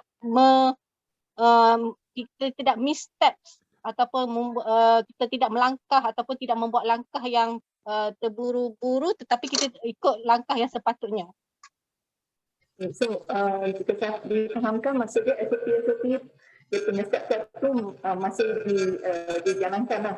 Tapi mungkin ditempatkan tu dari segi masa ya. Ya, betul. Alright. Okay. Ini ada satu soalan yang praktikal ya. Sebagai kata daripada Maruf, dia tanya boleh tak showkan sedikit panduan untuk kanak-kanak yang mungkin tak begitu pandai nak menyatakan rasa sakit ataupun kesan yang dialami setelah menerima suntikan. Contohnya, kanak-kanak OKU. So what do you suggest, Prof ataupun Dr. Fazana, what do you suggest untuk kanak-kanak yang macam ni? How do they want to show ataupun express dia punya sakit ke apa ke simptom-simptom dia? Prof? Baik. Kerana saya sebenarnya seorang pakar saraf ya, so I'm a neurologist, so saya memang bekerja dengan kanak-kanak OKU, my bidang. Kita boleh mengesan budak-budak tu walaupun mereka tak boleh cakap, tapi dari segi muka paras mereka kita boleh berkesan jika mereka tak selesa dan jika mereka ada kesakitan. Ya. Ada perubahan dari muka paras mereka dan apa gerakan mereka. So kita boleh berkesan. Kalau kita takut mereka tak boleh melahirkan perasaan sakit, tak salah lepas bagi vaksin, bagi Panadol untuk meredakan sakit, tak ada masalah. Ya, kalau kita nak elakkan daripada kesakitan di kalangan kanak-kanak macam ni, kerana boleh bawa kepada gejala lain. Ya. Prof, maksudnya yang penjaga tu kena lebih sensitif, lebih antenna tu kena on lah. Ya. Dari segi sama ada dia ada rasa demam ke, dia tak rasa selesa ke, daripada body language dia tu memang mungkin akan tak boleh duduk diam ke, ya. Dan biasa mak bapak mereka ni tahu, mak mereka ni ada dengan mereka bertahun-tahun ya. Dia pun tahu bila anak mereka tak selesa, anak mereka sakit, mereka tahu. Well, the caregivers are familiar. They've been with the kids for all these years. Okay. Thank you, Prof. So, balik kepada tanggungjawab sebagai seorang penjaga lah ya, untuk kanak-kanak yang special ni ya. Ada satu soalan yang mungkin yang ni saya kena tujukan kepada Dr. Fazana. Dia kata, apakah jaminan KKM kepada kanak-kanak yang telah divaksinasikan? Is there a jaminan, ada top sign ke macam mana ke? Setiap suntikan yang diberi, kita akan pantau, okey, dan kita minta ibu bapa pantau. So jika kanak-kanak mengalami kesan sampingan serius, please bawa kepada klinik dan juga hospital, okey, untuk kita dapatkan rawatan lanjut. Dan untuk kesan sampingan yang lebih serius, walaupun tak ramai tapi ada yang telah mendapatkan papasan daripada peringkat kementerian lah. So yang pentingnya kalau ada kesan sampingan mesti kena bawa kepada hospital supaya kita boleh siasat kenapa ada kesan sampingan tersebut. Okay. Sebab kesan sampingan bukan semestinya disebabkan vaksin, tapi mungkin ada penyakit lain yang kita tak tahu, Puan Ong. Okay, so mungkin efek daripada penyakit lain ke macam mana ya, mungkin secara kebetulan masa tu dia ada vaksinasi ya. So mungkin untuk jawab Cik Nasrin tu memang there is no guarantee lah, dekat mana-mana pun tak ada yang kita boleh kata jamin ya. Jaminan kita akan merawat pesakit tersebut, yes. Jaminan untuk mendapatkan papasan itu adalah kepada keputusan peringkat ahli jawatankuasa yang menilai jika perlukan papasan. Ada pesakit yang telah mendapat papasan. Ya. So yang apa tu yang kita difahamkan tu ada satu macam tabung lah. Jika ada yang ada kesan long term effect of vaksin ataupun ada kan yang dia boleh mohon ya. So yang ni untuk kanak-kanak juga lah ya, Dok? Termasuk. Alright. Okay. So itulah satu jawapannya daripada Jabatan Kesihatan. Masuk kepada Puan Nur Suzana, yang ni wakil daripada PIBG Sekolah Kebangsaan Padang Tembak, dia kata, adakah sistem imun ni ataupun sistem imun setiap kanak-kanak sama atau berbeza terhadap tindak balas vaksin? Prof mungkin nak jawab, everybody have the same immune system ke, macam mana tu? Okey. Ada segelintir kanak-kanak yang ada penyakit immunodeficiency. Itu yang kita start vaksin ni umur 5 tahun. Kalau immunodeficiency itu dia akan bergejala masa first 2 years of life. So that is very rare situation. So if you look at the overall, 99.9% of children are not immune deficient, tidak ada masa immune deficiency, dan mereka boleh bertindak balas kepada vaksin. Kita harus ingat ya, amalan biasa kita vaksin itu diberi kanak-kanak saja.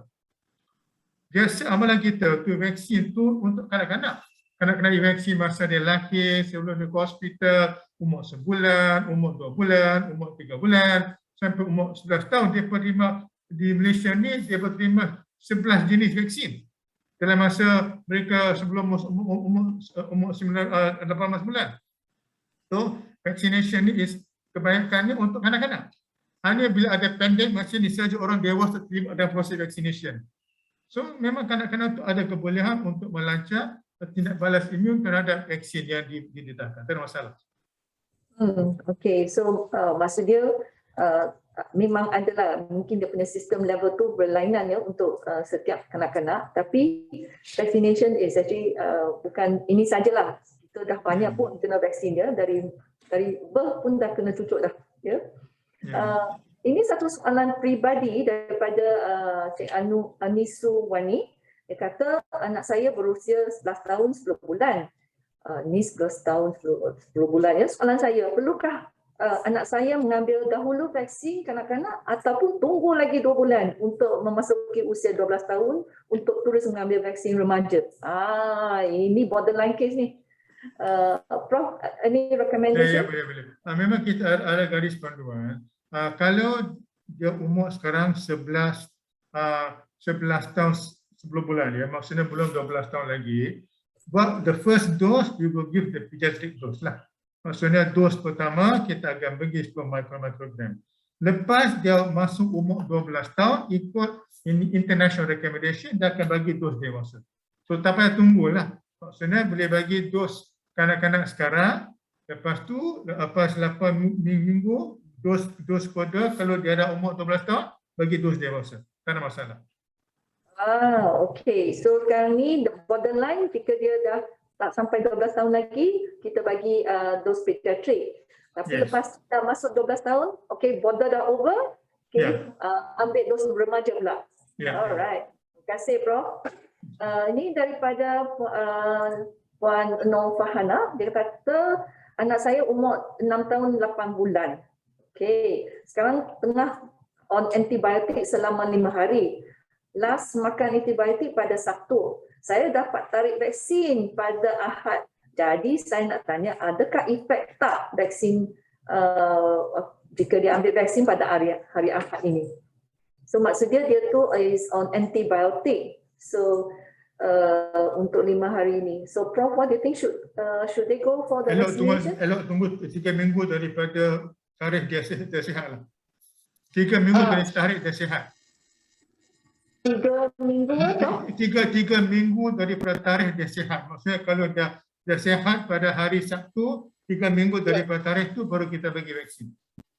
Okay, so memang dia ada killing period ya. Maksudnya dah habis tangkap apa ke?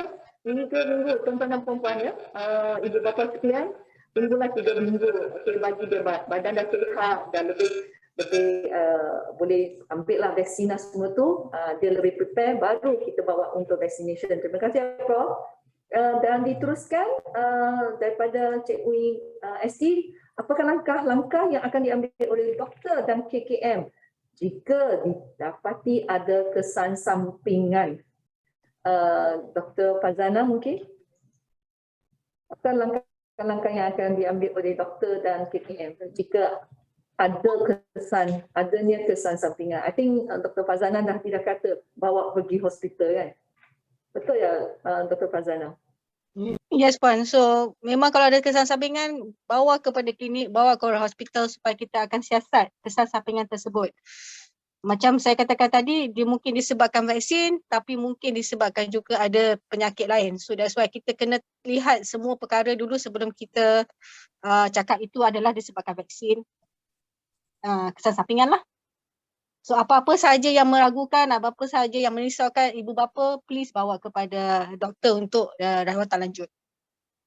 Okay, so nasihat yang sama, jika ada gejala ke, ada masalah ke, ada sampingan ke, please terus bawa ke hospital ataupun klinik kesihatan. Ya. Yang ini ada soalan daripada SK CGL, kanak-kanak yang mempunyai masalah kulit boleh mengambil vaksin Pfizer? Soalan dia. Saya rasa tadi Dr. Tan dah ada share sebab anaknya pun allergic, ya, dia tu ada masalah sensitive skin, ya, ada eczema semua tu, dan dia pun ambil keputusan, ya, untuk ambil vaksin juga. Ya. Saya rasa macam ni kan elok diperiksa doktor dulu lah. Kalau ibu bapa tak yakin, elok kes macam ni diberitahu ke doktor dalam pusat vaksin dan mereka akan semak apa jenis penyakit kulit. Penyakit kulit itu ada banyak jenis, bukan hanya eczema sajalah. Kena pasti apa jenis penyakit kulit, apa punca dia, pasti kita bincanglah case by case basis. Okay, thank you Prof. So nasihat Prof adalah go case by case, dapat medical advice, okay, sama ada dia punya tahap, okay, allergic tu tahap macam mana sebelum ambil vaksin. Ya, terima kasih Prof. Dan daripada Cik Zero Call, dia kata, how confident is the government regarding mRNA vaccine to not pose any future side effect or long-term unforeseen or dormant side effects, such as affecting the reproductive system as they grow up or affecting heart complication as rumored. This one dia kata as rumored lah. So adalah berita-berita wawal yang kata, so is there, how confident is the government about the effect of this mRNA vaccine? Prof? Okay, actually the mRNA vaccine is the one, it is a vaccine, vaccine mRNA ni, dia kesan tu specific to the spike protein, ya. Kalau tengok slide pertama dua tu saya tunjuk kartun coronavirus 2 kan, ada spike protein. So mRNA itu maksudnya dia merangsangkan antibody secara spike protein itu saja. It is a specific vaccine. Itu is so unique. Right? Kalau kita ambil vaksin macam Sinovac yang vaksin lama di mana dipakai the whole virus tu, the antibody is not so specific. So you know it's blah. But mRNA vaccine ni it makes the body produce antibody specific to that particular protein. Khas untuk protein tu aja. Itu yang jadinya special lah. So sepatutnya side effect mRNA vaksin ni lebih kurang dari side effect vaksin yang lain. Because yang ni it is specific to a particular protein. Itu yang dari segi tengok dari segi data daripada Amerika kan, kita tengok 9 juta dos vaksin ni, 4,000 kes ada kesampingan. Okay, kalau tengok vaksin yang lain ya, it's more side effects than this. Dulu bila kita bagi pertussis vaksin dulu kan, kita bagi whole cell pertussis vaksin. Ramai kanak-kanak ada side effect. Lepas tu kita tukar ke A pertussis vaksin 2010 ya, Malaysia. Terus kita nampak kekurangan daripada kesan sampingan vaksin. Kerana kita ubah daripada antibody ke whole cell ke antibody ke sebahagian sel itu saja. Dan mRNA vaksin ini lagi khusus. Only to one particular protein on the surface of the cell. So dari segi keselamatannya, it actually should be safer than other vaccines. So saya pun tak tahu di mana timbulnya isu infertility ni lah. Tak ada apa-apa bukti setakat ni yang vaksin ni mengganggu sistem reproduktif. Okey, terima kasih. Terima kasih Prof.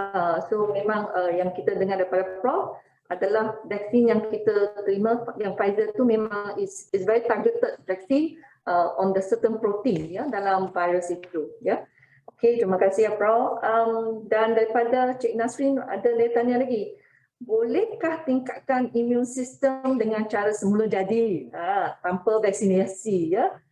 Contoh ambillah vitamin lah, ataupun ada sekarang ni ada yang macam-macam ubat lah, herbal lah yang kita ambil. Ini advice daripada situ Prof ataupun Dr. Fazana. Maksudnya kan bila kita ambil makanan yang sihat, misalnya vitamin, itu dari segi lah kita meningkatkan kesihatan badan. Tapi untuk dapat lindungan dari satu jenis kuman, kita perlu didedahkan ke kuman itu atau ada vaksin. Kalau kita nak elakkan, kalau kita dedahkan ke kuman itu, biasanya risiko untuk dapat gejala lebih teruk daripada kita gunakan vaksin. Vaksin itu kita telah mengubah suaikan pendedahan supaya badan mengeluarkan antibody, tetapi antibody itu selamat daripada tindak balas yang akan badan mengalami kalau badan didedahkan ke jangkitan yang tersebut. Tak kisahlah itu measles ke, diphtheria ke, HPV ke, COVID-19 kan. So memang kalau kita didedahkan kepada penyakit itu akan ada immune response. Itu pun mungkin semua not protective. Itu yang budak yang dapat COVID pun kita masih lagi nasihatkan dapat vaksin, because vaksin stimulus a specific immune response. Makan vitamin, makan apa-apa suplemen tu is is a general response, not specific to any infection.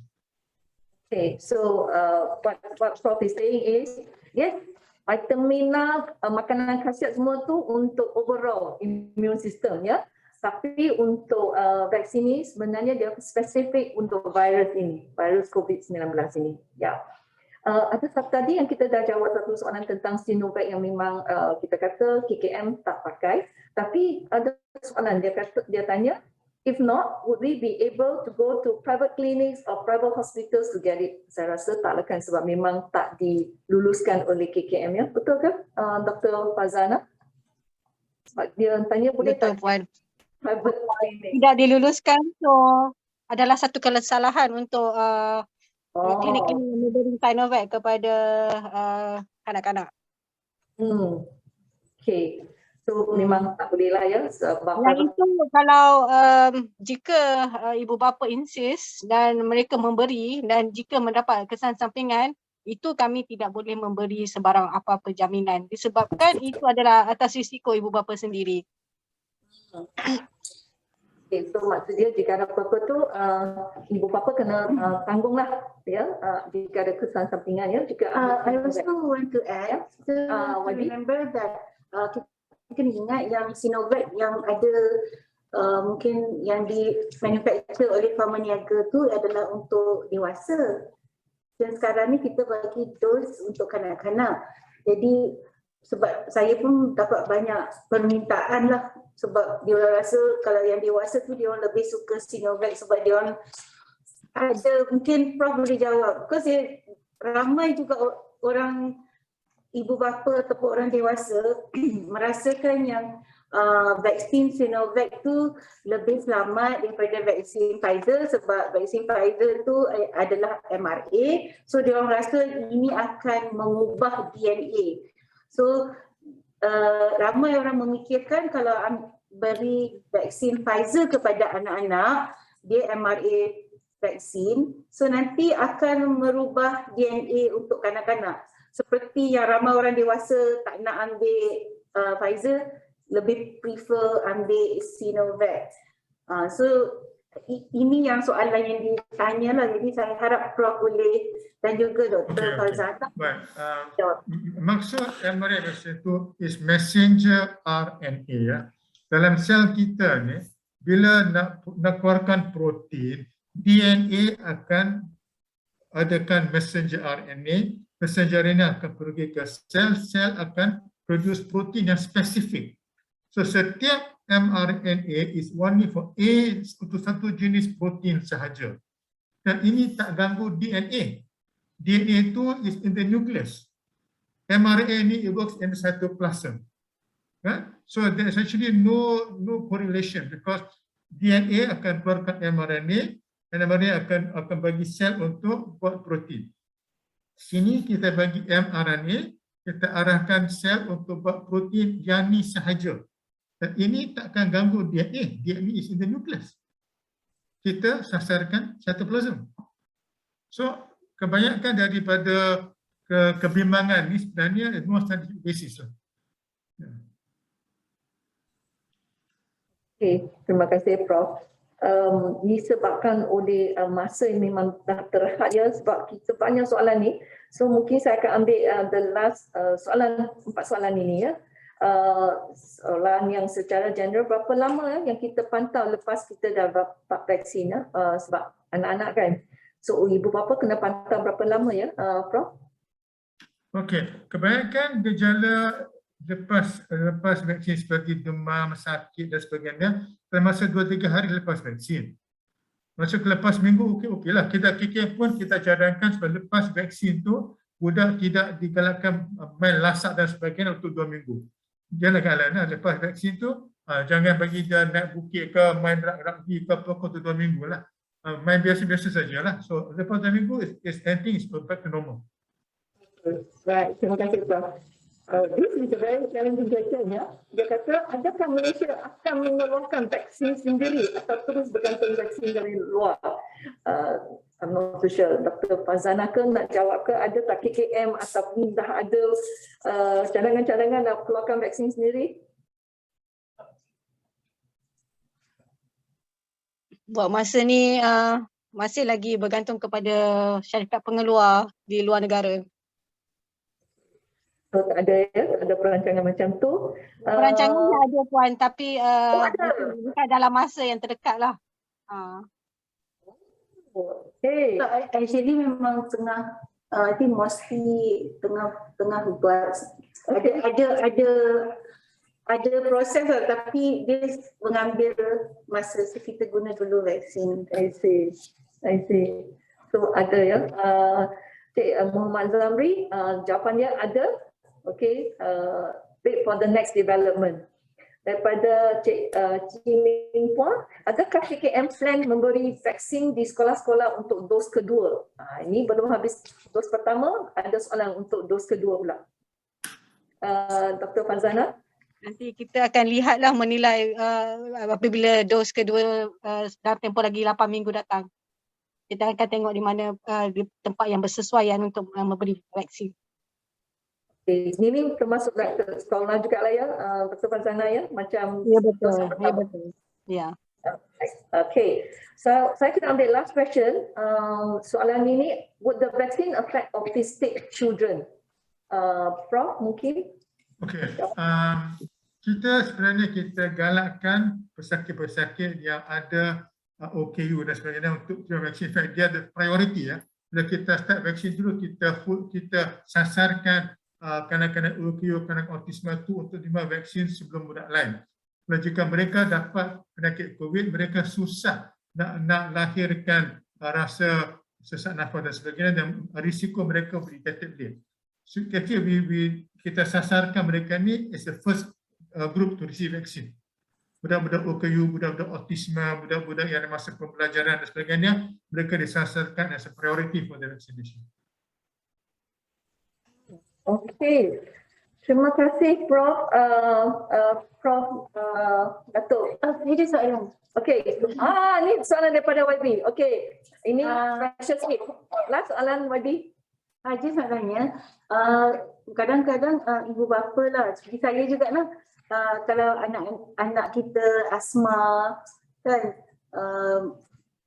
setengah ibu bapa dia rasa adakah ini akan okey ke anak dia yang asma ni mengambil vaksin.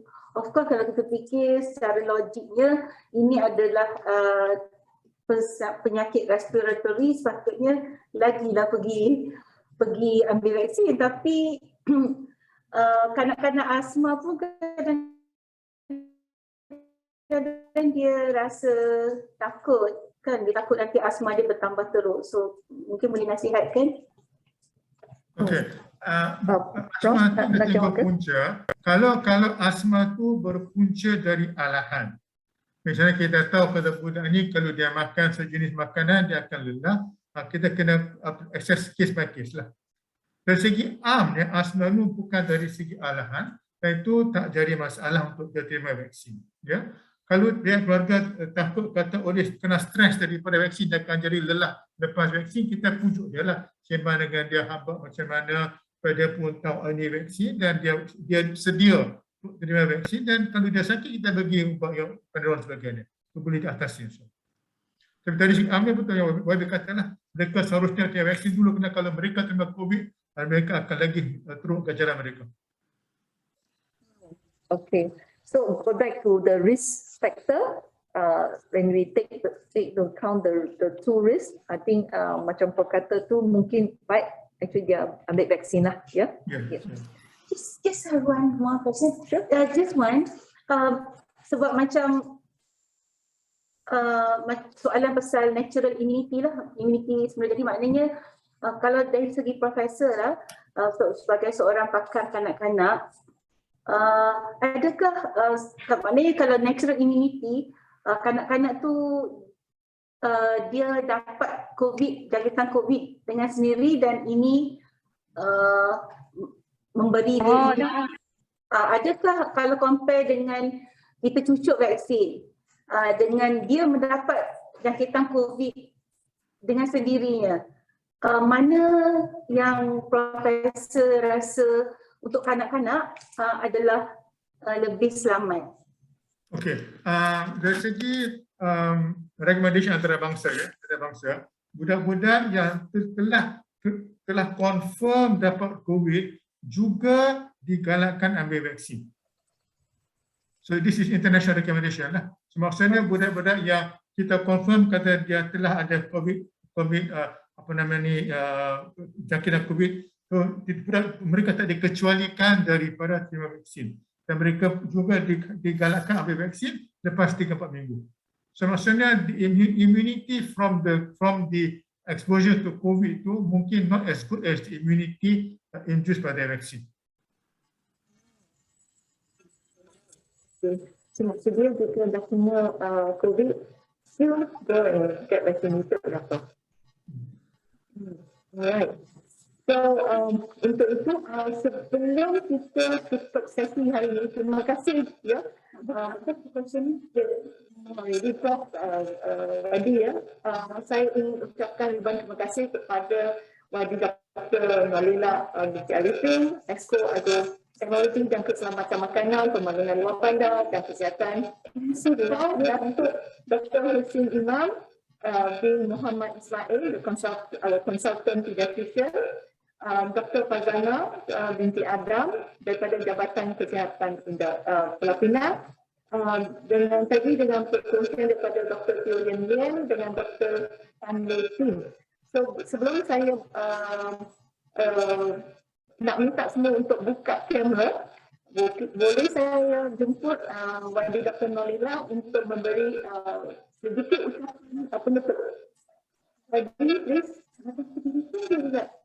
Baik, silakan.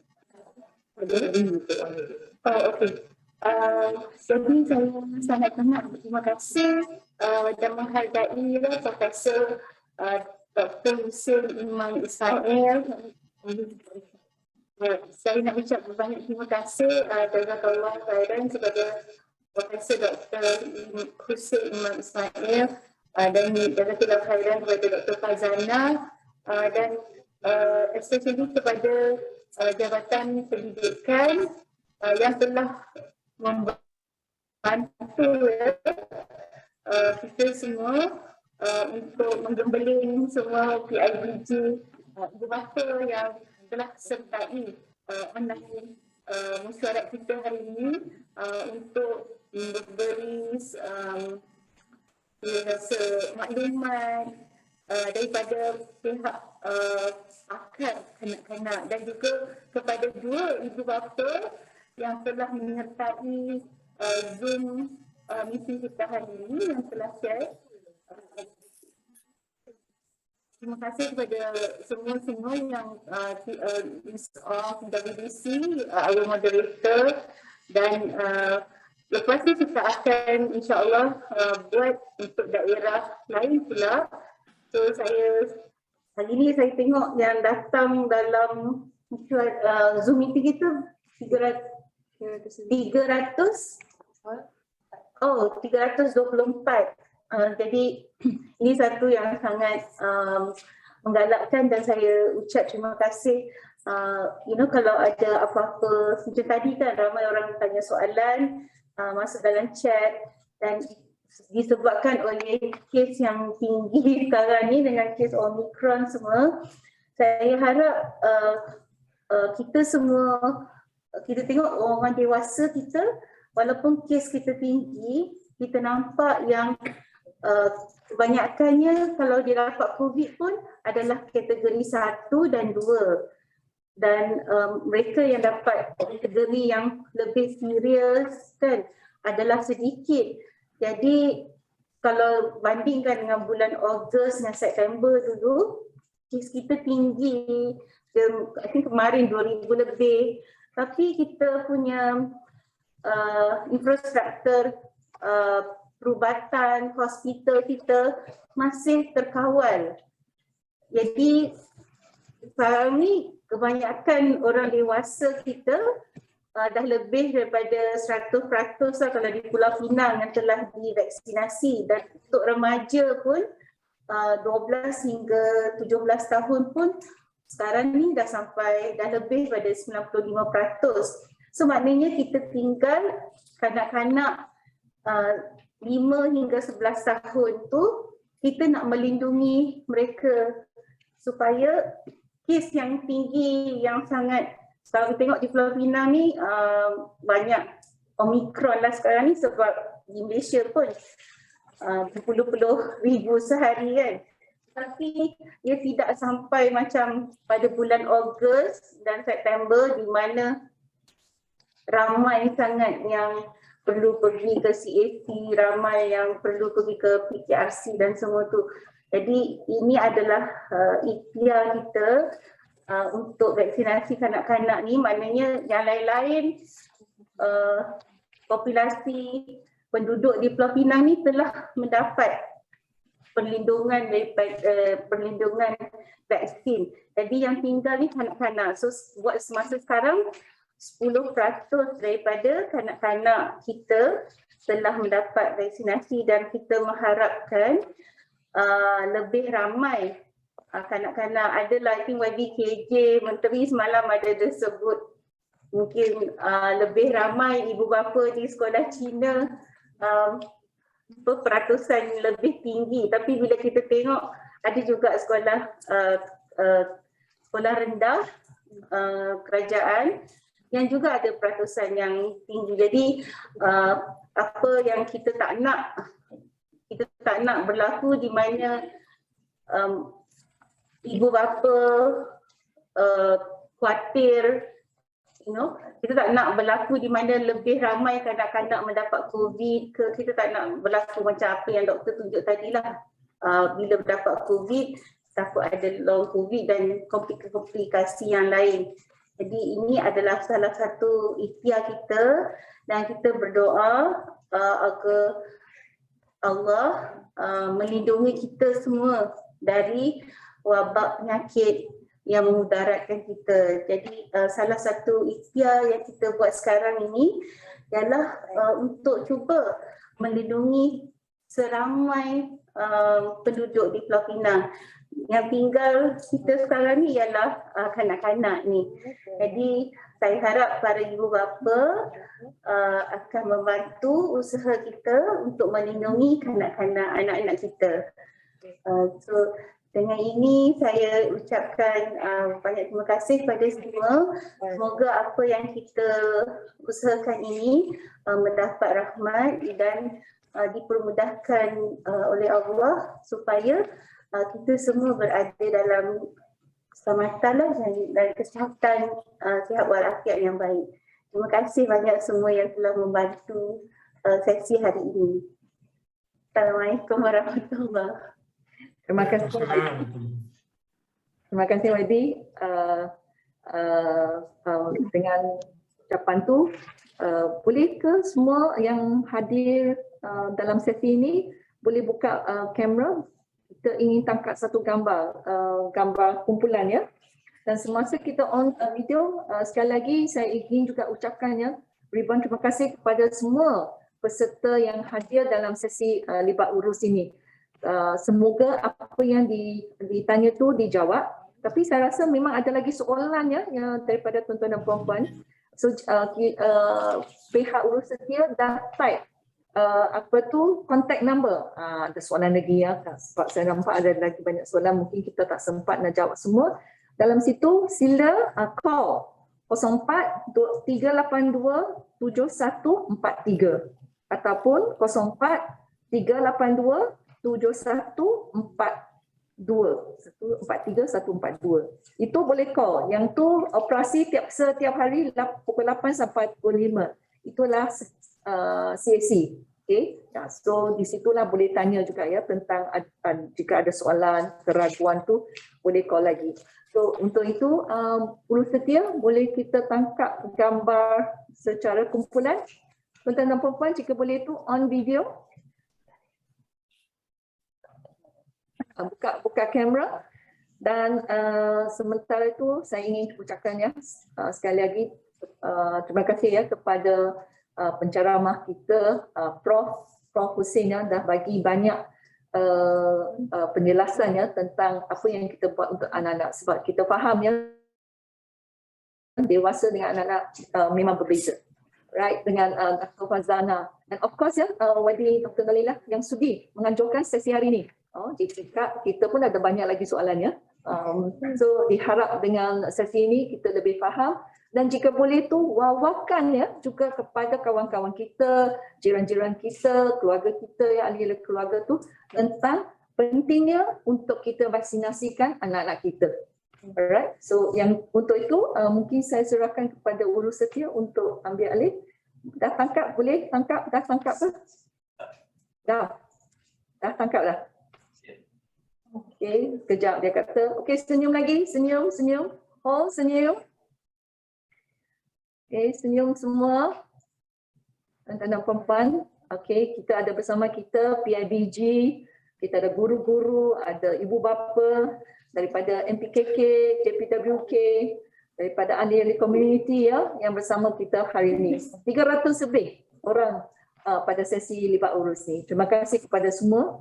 So kita faham kita ada memanglah kita nak tahu lebih supaya kita nak jaga kesihatan anak-anak kita.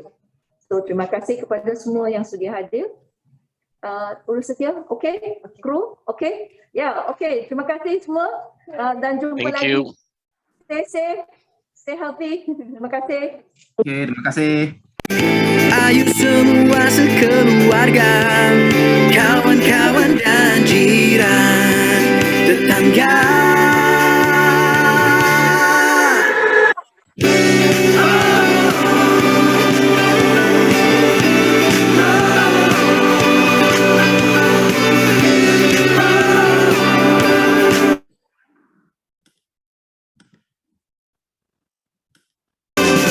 Sokong usaha imunisasi, kita semua kan menghargai. Lindung diri,